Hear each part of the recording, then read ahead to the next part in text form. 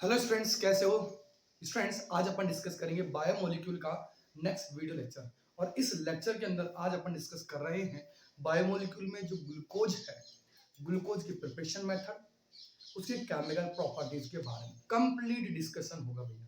तो वीडियो को एंड तक जरूर देखिएगा।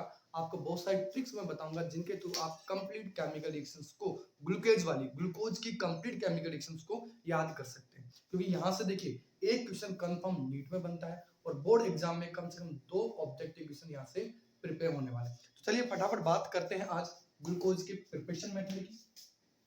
ग्लूकोज की प्रिपरेशन मेथड की बात करनी है, फिर इसके बाद में इसके केमिकल प्रॉपर्टीज की बात करें। तो देखिए प्रिपरेशन मेथड की बात करें तो मैंने आपको बताया था कि जो पॉलीसेकेराइड्स होते हैं, पॉलीसेकेराइड एंड ओलिगोसेकेराइड्स, जब इनको आप हाइड्रोलाइज करवाते हो, क्या करवा रहे हो? हाइड्रोलाइज्ड इन एसिडिक मीडियम, तो ये क्या होते हैं? डिकम्पोज होते हैं। किसमें? Decomposed into monosaccharide units. Monosaccharide units में डिकम्पोज्ड हो जाते हैं। इसका मतलब ये हुआ कि जितने भी मोनोसेकेराइड्स हैं वो आपस में कंबाइन होते हैं, और जिस बॉन्ड से कंबाइन होते हैं, मैंने क्या कहा? अगर मोनोसेकेराइड 2 यूनिट कंबाइन हो रही है, मोनोसेकेराइड अगर 2 यूनिट कंबाइन हो रही हैं, 2 यूनिट, तो जिस बॉन्ड से कंबाइन हो रही है उस बॉन्ड को अपन क्या नाम देते हैं? ग्लाइकोसिडिक लिंकेज नाम देते हैं। कौन सा? ग्लाइकोसिडिक लिंकेज या ग्लाइकोसिडिक बॉन्ड या अल्फा लिंक। अब यहां से क्वेश्चन इंपॉर्टेंट बनता है कि अगर more than one glycosidic linkage जो बन रहे हैं, जब एक से ज्यादा मोनोसेकेराइड यूनिट बनेगी तो डाइसेकेराइड, फिर ट्राइसेकेराइड, ओलिगोसेकेराइड और फिर पॉलीसेकेराइड का फॉर्मेशन होता है। इसका मतलब ये हुआ कि जब भी किसी पॉलीसेकेराइड और ओलिगोसेकेराइड को हाइड्रोलाइज कराओगे तो वो मोनोसेकेराइड में डिकम्पोज्ड होगी। देखिए जैसे अगर मैं बात करूं सबसे पहले स्टार्च की, अगर मैं स्टार्च के नंबर ऑफ मोल्स है यहाँ पर एसिडिक मीडियम में अगर मैं हाइड्रोलाइसिस करवाता हूँ तो ये किसमें टूटता है भैया? C6H12O6 ग्लूकोज के अंदर ये डिकम्पोज हो जाता है। और ग्लूकोज इसकी मोनोसेकेराइड यूनिट होती है, किसकी? स्टार्च की। अगर मैं ग्लूकोज की बात करूं बच्चों तो ग्लूकोज में भी अल्फा डी ग्लूकोज इसकी मोनोसेकेराइड यूनिट होती है। सेकंड मेथड है अपने पास सुक्रोज के थ्रू। ये क्या था अपने पास? स्टार्च। अब मैंने लिया सुक्रोज। सुक्रोज का दूसरा नाम है इनवर्ट शुगर, इसी को अपन बोलते हैं शुगर केन। इसके दो अदर डिफरेंट डिफरेंट नेम है स्टूडेंट, जो कि इंपॉर्टेंट है अपने लिए। अब देखिए यहां से अगर मैं बात करूं सुक्रोज की C12H22O11, और जब इसका आप एसिडिक मीडियम में हाइड्रोलाइसिस कराओगे तो ये सुक्रोज किसमें टूटेगा? C6H12O6 glucose plus C6H12O6 fructose में भी डिकम्पोज होगा। तो ये जो सुक्रोज है after hydrolysis glucose plus fructose में डिकम्पोज हो रहा है। यहां ध्यान रखना है कि ये जो ग्लूकोज है वो अल्फा डी ग्लूकोज है और ये जो फ्रक्टोज है वो बीटा डी फ्रक्टोज है। अब मैं अल्फा और बीटा डी ये कैसे नाम दे रहा हूं, ये जब मैं आपको साइक्लिक स्ट्रक्चर्स बताऊंगा, जो प्रिपरेशन मेथड के बाद में केमिकल रिएक्शंस के बारे में डिस्कस करूंगा, उसमें आपको अल्फा और beta form of glucose and fructose ये कंप्लीटली आपको मैं डिस्कस करूंगा। ठीक है बच्चों। तीसरा मैंने ले लिया बाई लैक्टोज। लैक्टोज को अपन क्या बोलते हैं बच्चों? मिल्क शुगर भी कहते हैं। क्या कहते हैं? मिल्क शुगर भी कहते हैं। लैक्टोज की बात करें सेम फॉर्मूला होगा C12H22O11। जब आप इसका एसिडिक मीडियम में हाइड्रोलाइसिस कराओगे तो ये किसमें टूटेगा? Beta D. फॉर्मूला लिख लेते हैं पहले C6H12O6 प्लस C6H12O6, ये हो गया अपने पास beta D galactose,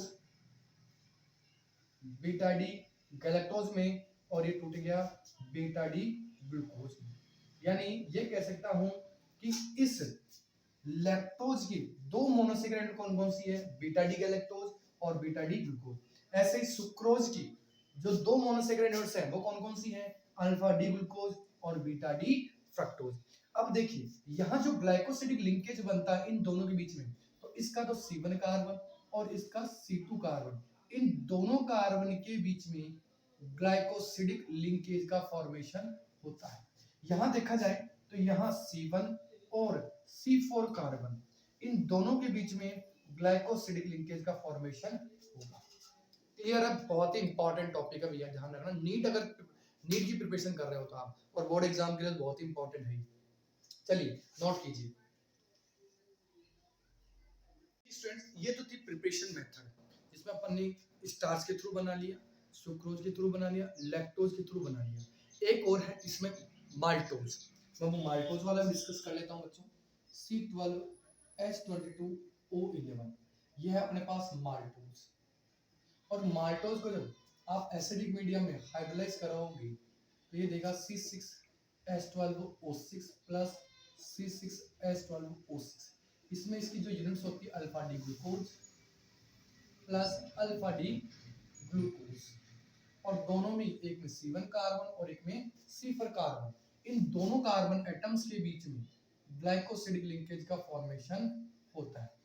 glycosidic linkage, या जिसको आप ग्लाइकोसिडिक बॉन्ड भी कह सकते हैं।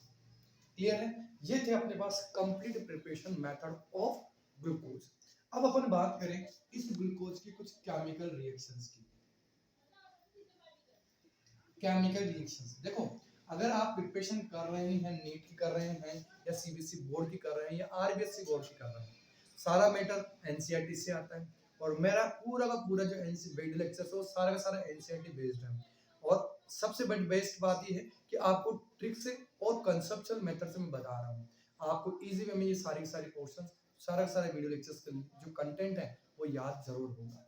बस कंटिन्यू आपको वीडियो लेक्चर देखने हैं, और सब्सक्राइब नहीं कर तो सब्सक्राइब जरूर करके रखें, और बेल आइकन को दबा लीजिए, जब भी मैं वीडियो अपलोड करूंगा आपको उसका नोटिफिकेशन मिलता रहेगा। अब देखिए, ये मैं ग्लूकोज की बात करूं तो CHOH होल 4 CH2OH, मैं ग्लूकोज को इस तरह से तो राइट कर सकता हूं, क्योंकि अपन ने लास्ट वीडियो लेक्चर के अंदर स्ट्रक्चर देखी ग्लूकोज की, इसमें 4 कीरल कार्बन है। क्लियर है? एल्डोहेक्सो शुगर का आता है इसको ग्लूकोज को, मैनोज को, गैलेक्टोज को, याद है सबको? चलिए अब मैं बात करूंगा इस ग्लूकोज की कुछ केमिकल रिएक्शन में जो केवल एल्डिहाइड देता है। तो सबसे पहले मैं बात करता हूँ हाइड्रोक्सिल अमीन से। तो ये न्यूक्लियोफिलिक एडिशन रिएक्शन देता है। तो यहाँ से देखो क्या होगा, यहाँ से H और यहाँ से ऑक्सीजन यानी H2O बाहर निकल जाएगा। किस तरह से देखिए रिएक्शन, ये H ले लिया मैंने, ये मैंने जो भी ग्रुप इधर जुड़ा हुआ है ये डबल बॉन्ड, ये पूरा ग्रुप ये रहा। ठीक है बच्चों, अब मैंने क्या करवाया, इसके रिएक्शन हाइड्रोक्सिल अमीन से करवा दी। इससे क्या हुआ, यहां से जब हीट करोगे तो वाटर मॉलिक्यूल निकल जाएगा और इसका ऑक्सीजन बन जाएगा, इसका ग्लूकोज का।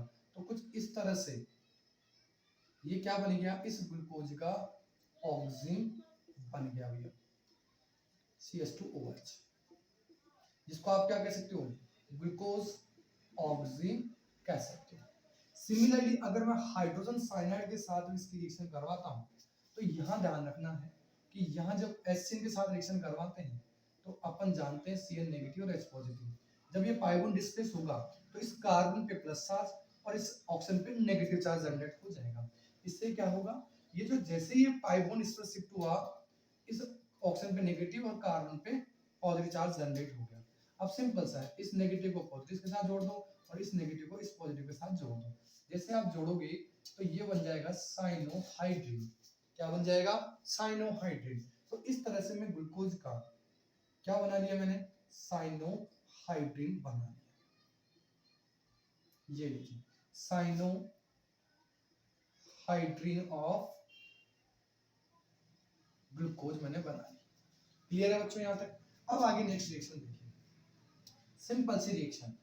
अगर रेड फास्फोरस के साथ में HI मिल जाए, इंपॉर्टेंट है, बहुत इंपॉर्टेंट, तो ये कंप्लीटली रिड्यूस हो जाएगा। इसमें OH ग्रुप है वो भी रिड्यूस हो जाएंगे, एल्डिहाइड ग्रुप वो भी रिड्यूस हो जाएगा, और 6 कार्बन का आपको अनसैचुरेटेड 6 कार्बन का एक सैचुरेटेड स्ट्रेट लाइन का एल्केन मिल जाएगा। क्या बन जाएगा, एल्केन मिल जाएगा, जिसको आप क्या कहते हैं बच्चों, एन हेक्सेन। अब देखो ये रिएक्शन कई बार आपके सीबीएसई बोर्ड में और नीट एग्जाम में डायरेक्टली पूछ की हुई है, बहुत ही गजब का क्वेश्चन है। ठीक है, अब आगे चलते हैं, देखिए इसको आप एक बार नोट कर लीजिए। इसी की दूसरी रिएक्शंस की मैं बात करूं, मैंने कौन कौन सी ले ली, हाइड्रोक्सिल अमीन के साथ ले ली, ठीक है, दूसरी मैंने ली हाइड्रोजन साइनाइड के साथ में, तीसरी मैंने ले ली रेड फॉस्फोरस एच, जिससे अपने को क्या मिलता है, एन हेक्सेन, एक स्ट्रेट लॉन्ग कार्बन चेन का एल्केन मिलता है। अब देखिए यहीं पे अगर मैं बात करूं इसके ऑक्सीडेशन की, बहुत इंपॉर्टेंट ऑक्सीडेशन। अब ऑक्सीडेशन भी मैं अलग अलग मीडियम में करवा रहा हूँ, एक ब्रोमीन वाटर के साथ में, जिसको आप चाहें तो एक्वस Br2 भी लिख सकते हैं। तो होगा क्या, ये जो CHO ग्रुप है वो कंप्लीटली क्या हो जाएगा, ऑक्सीडाइज हो जाएगा किसमें, COH में, और remaining group as it is ऐसे कैसे रहेंगे। तो ये कुछ इस तरह का एक नया कंपाउंड का फॉर्मेशन हो गया। इस कंपाउंड को अपन बोलते हैं बच्चों ग्लूकोनिक एसिड। क्या कहते हैं इसको, ग्लूकोनिक एसिड कहते हैं। लेकिन अगर यही ऑक्सीडेशन अगर मैं कॉन्सेंट्रेटेड HO3 के साथ में कराऊं, जो कि एक स्ट्रॉन्ग ऑक्सीडाइजिंग एजेंट की तरह काम करता है, तो ये क्या करता है, इन दोनों टर्मिनल ग्रुप का कंप्लीटली ऑक्सीडेशन कर देता है, जिसमें ये कन्वर्ट हो जाए COH में। किसमें कन्वर्ट हो जाते हैं, ये C डबल बॉन्ड OH में कन्वर्ट हो जाते हैं। तो इस कंपाउंड को अपन बोलते हैं बच्चों सैकेरिक एसिड। अब ध्यान रखना भैया, ये जो रिएक्शंस है आपके नीट एग्जाम के लिए और बोर्ड एग्जाम्स के लिए बहुत ही इंपॉर्टेंट है, very very important for CBSE board and NEET exams. चलिए बात समझ में आ गई होगी। अब मैं बात करता हूं रिएक्शन विद एसिटिक एनहाइड। एसिटिक एनहाइड के साथ में रिएक्शंस की बात करें तो देखिए पहले एसिटिक एनहाइड की स्ट्रक्चर की बात करें तो इस तरह से इसकी स्ट्रक्चर होती हुई है, जिसमें अगर ये पाई बॉन्ड डिस्प्लेस हो तो इस ऑप्शन पे नेगेटिव और इस कार्बन पे पॉजिटिव, क्योंकि ऑक्सीजन की ईएन ज्यादा है तो इलेक्ट्रॉन विड्रॉ कर लेगा, और जैसे ही इलेक्ट्रॉन विड्रॉ करेगा इस ऑप्शन पे नेगेटिव चार्ज आ जाएगा और कार्बन पे पॉजिटिव चार्ज आ जाएगा। अब देखिए इस ग्लूकोज के अंदर 5 OH ग्रुप है, कौन से 5 OH ग्रुप। अगर आपने ईस्ट रिएक्शन पढ़ा हो तो ये रिएक्शन आपको बहुत ही इजी तरीके से समझ में आ जाएगा, क्योंकि यहाँ से ये मैंने ग्रुप ले लिया, ये वाले जो ग्रुप है ये मैंने, ठीक है, समझ में आ गई बात। अब यहाँ ऑक्सीजन नेगेटिव और H पॉजिटिव, तो ये जो पॉजिटिव वाला पोर्शन है वो तो इस नेगेटिव से जुड़ जाएगा, और ये जो नेगेटिव वाला पोर्शन है वो इस पॉजिटिव से जुड़ जाएगा।